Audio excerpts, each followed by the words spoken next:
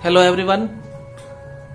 हम लोग क्या पढ़ रहे हैं? हम लोग पढ़ रहे हैं क्लास 9 के लिए उत्तक चैप्टर को हम लोग शुरू किए थे और उत्तक चैप्टर से बहुत सारे वीडियो हमारे चैनल पर मौजूद हैं, आप उन्हें देख सकते हैं, है ना। चैनल को सब्सक्राइब करें, लगातार आप नोटिफिकेशन पाए और हमारे सारे वीडियो को देखें। आज हम लोग क्लास 9 के लिए हिंदी मीडियम से ही देख रहे हैं, तो हिंदी मीडियम से हम लोग जंतु उत्तक के बारे में पढ़ेंगे। जंतु उत्तक एनिमल टिश्यू के बारे में आज विस्तार से चर्चा करेंगे कि जंतु उत्तक कितने प्रकार के होते हैं। तो हम जब लोग उत्तक का डिफिनीशन पढ़ चुके हैं। उत्तक क्या है? ढेर सारी कोशिकाओं का समूह है जिनकी उत्पत्ति एक समान है ना, संरचना एक समान है और एक ही कार्य को संपन्न करते हैं, वो क्या करते हैं? उत्तक कहलाते हैं। ठीक है, तो आज हम लोग जंतुओं में उत्तकों की चर्चा करेंगे।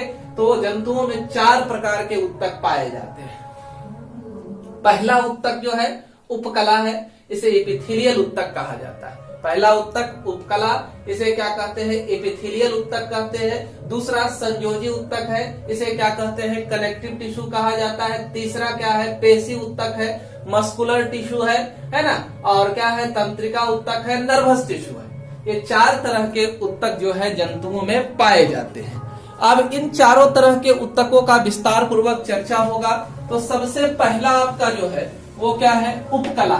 सबसे पहला क्या है? उपकला की चर्चा की जाएगी, एपिथेलियल उत्तक की चर्चा की जाएगी। एपिथेलियल उत्तक कहाँ रहता है? तो हमारे शरीर के बाहरी हिस्से और शरीर के आंतरिक अंगों के बाहरी हिस्से, है ना। इसी तरह से हमारा छोटी आंत का दीवाल जो रहेगा, ये वाला हिस्सा, है ना, ये इसी से ओइसोफेगस का ये वाला हिस्सा, तो सारा जो हमारा है एपिथेलियल उत्तक से बना होगा। अंगों का बाहरी पतली परत, अंगों का बाहरी पतली परत और आंतरिक अंगों की भीतरी स्तर का निर्माण करने का काम किसका है? उपकला का है। यह मतलब सुरक्षात्मक आवरण है, ऊपर मौजूद रहेगा, अंतरकोशिकीय स्थान नहीं के बराबर होता है, आपस में ये कोशिकाएं काफी सटी होती है ना। अंगों की रक्षा करना इनका मुख्य उद्देश्य है। इसके अलावा आंतरिक अंगों में यह रहेंगे तो वहां पर यह विसरण, श्रवण और अवशोषण जैसे कार्य में मदद करेंगे। विसरण, किसी चीज को अपने में सोख लेना, है ना। श्रवण, एंजाइम का, है ना, म्यूकस का स्राव करना। अवशोषण, है ना, किसी चीज को फिर से क्या कर लेना? वापस अवशोषित कर लेना। तो ये सब काम में ये मदद करते हैं। अब देखें कि हमारा जो एपिथेलियल उत्तक है, उपकला है ना, एपिथेलियल टिश्यू जो है वह आकार, स्थान और कार्य के अनुसार अलग अलग जगह पर मिलेगा। आकार इसका अलग होगा, है ना, स्थान अलग रहेगा, काम अलग अलग करेगा। इसके आधार पर भी इसको 4 प्रकार के उत्तकों में बांट दिया गया है। एपिथेलियल उत्तक को 4 प्रकार में बांटा गया है। पहला क्या है? सल्की सल्काब है। फर्स्ट क्या है? सल्की या सल्काब, इसे क्या कहते हैं? स्क्वायमस एपिथेलियम कहते हैं। दूसरा स्तंभाकार, कोलुमनर, है ना, एपिथेलियम। क्यूबॉइडल एपिथेलियम, पश्चिमल एपिथेलियम, सिलिएटेड एपिथेलियम, है ना। तो सल्की जो है स्क्वायमस, है ना, रहेगा, चिपटा रहेगा। दूसरा कोलुमनर, स्तंभ के आकार का रहेगा, क्यूब के शेप का रहेगा और इस पर यह लंबा रहेगा, सिलेंडर के आकार का रहेगा और इसके ऊपर जो है सीलिया का उपस्थिति रहेगा, है ना। एक एक करके सबको देखते हैं। पहला सल्की है, यह चपटा होता है, काफी पतला होता है ना। केंद्रक भी इसमें चपटा ही होता है, फर्श में ईंट की तरह प्रतीत होता है। सल्की, है ना, चपटा लगता है, बिछा हुआ है। त्वचा के बाहरी परत पर यह पाया जाएगा, है ना। मुख गुहा में रहेगा और कहाँ रहेगा? जीभ में हमारा रहेगा। ग्रसन नली जो है इसमें उपस्थित रहेगा, आहार नाल का स्तर बनाएगा। रक्त वाहिनी के ऊपर रहेगा, है ना। अंदर रहेगा फेफड़े के वायु कोश, एल्वेओलाई जिसे कहते हैं, उसमें यह प्रेजेंट रहता है ना। अब देखिए अलग अलग जगह पर अलग अलग काम करेगा। जैसे फेफड़े में वायु कोश में ही अगर है तो हवा के विसरण में मदद करेगा, है ना। इसी तरह से रक्त वाहिनी है तो रक्त वाहिनी विसरण तो करना, रक्त वाहिनी में विसरण का मदद करेगा, है ना। जिह्वा, मुख गुहा सब अलग अलग जगहों पर है। काम है आंतरिक सुरक्षा प्रदान करना, है ना।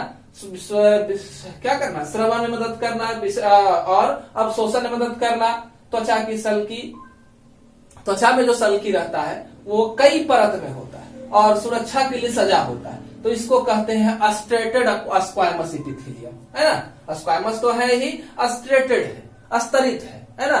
और जो नहीं रहेगा इसको छोड़ करके बाकी जगहों पर जो पाया जाएगा उसको अनस्ट्रेटेड, है ना, स्क्वायमस एपिथेलियम कहा जाएगा। ठीक है, अगला है स्तंभाकार। स्तंभाकार रॉड के आकार का रहेगा, स्तंभ के आकार का रहेगा, है ना। कैसा रहेगा?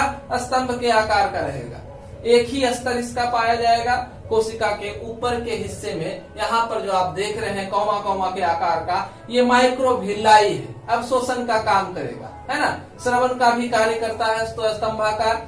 एक चीज याद रखें, अगर कोई उत्तक आकार कोई भी है, अगर वह श्रवण का काम करता है तो उसे ग्लैंडुलर टिश्यू, है ना, श्रावी उत्तक भी कहा जाता है। ठीक है, अगर वह श्रवण का कार्य करने लगेगा तो उत्तक का आकार कोई भी हो, प्रकार कोई भी हो, लेकिन अगर श्रवण का कार्य करेगा तो ग्लैंडुलर टिश्यू के नाम से जाना जाएगा। तो स्तंभाकार छोटी आंत के भीतरी स्तर पर रहेगा, माइक्रोविल्लाई उस पर रहता है, अवशोषण का काम करता है। और साथ में ये यांत्रिक हमारे यांत्रिक सहारा भी प्रदान करता है, मैकेनिकल सपोर्ट भी देने का काम करता है, मजबूती प्रदान करने का काम करता है। अगला हमारा क्यूबॉइडल है। घन के आकार की इसकी कोशिकाएं होगी और इन कोशिकाओं में गोलाकार केंद्रक पाया जाएगा। कहाँ मिलेंगे क्यूबॉइडल? लार ग्रंथियों में, स्वीट ग्लैंड है, पसीने की ग्रंथि, ब्रिक की नलिकाओं में, है ना, अलग अलग। लार ग्रंथि में है तो श्रवण का काम करेगा, यहाँ भी श्रवण का काम करेगा, यहाँ अवशोषण का काम करेगा। इसके अलावा यह यांत्रिक सहायता प्रदान करने का काम करता है क्यूबॉइडल टिश्यू। ठीक है, अगला है पक्षमाभि। तो कुछ अंग जैसे कि ट्रैकिया, फैलोपियन नली, है ना, इसमें क्या होता है कि लंबा स्तंभाकार तो ही रहेगा, लेकिन इसके ऊपर जो है सीलिया की उपस्थिति रहेगी। इसके ऊपर क्या रहेगा? सीलिया की उपस्थिति रहेगी। सीलिया की उपस्थिति के कारण यह गति प्रदान करेगा। आंतरिक अंगों में जहां गति होती है वहां यह मौजूद रहेगा। जैसे हमारा सेमनीफेरस नलिका जो है ना, जहां पर शुक्राणु का निर्माण होता है, उस जगह पर यह शुक्राणु को गति प्रदान करेगा। फैलोपियन नलिका में यह अंडाणु को गति प्रदान करने का काम करेगा। ट्रैकिया में रहेगा, ट्रैकिया में हमारी हवाओं को अंदर जाने बाहर आने में मदद करता है। ठीक है, तो इस तरह से सिलियरी गति में मदद करता है। इसके अलावा हमारा जो श्वसन नली है, इस नली के ऊपर म्यूकस जमा नहीं हो जाता, तो इसमें भी हमारा ये सिलियरी गति के द्वारा उस म्यूकस को हटाने का काम करता है ना। ये हमारा अब सारा का यहाँ रचना दिया गया है कि कितने प्रकार के होते हैं, कैसे कैसे होते हैं, सबका डायग्राम बनाया हुआ है। सल्गी, क्यूबॉइडल, स्तंभाकार और पक्षमल एपिथेलियम। तो इतना हमारा जंतु उत्तक है। चैनल को सब्सक्राइब करें, वीडियो पसंद आए तो उसे लाइक करें। धन्यवाद।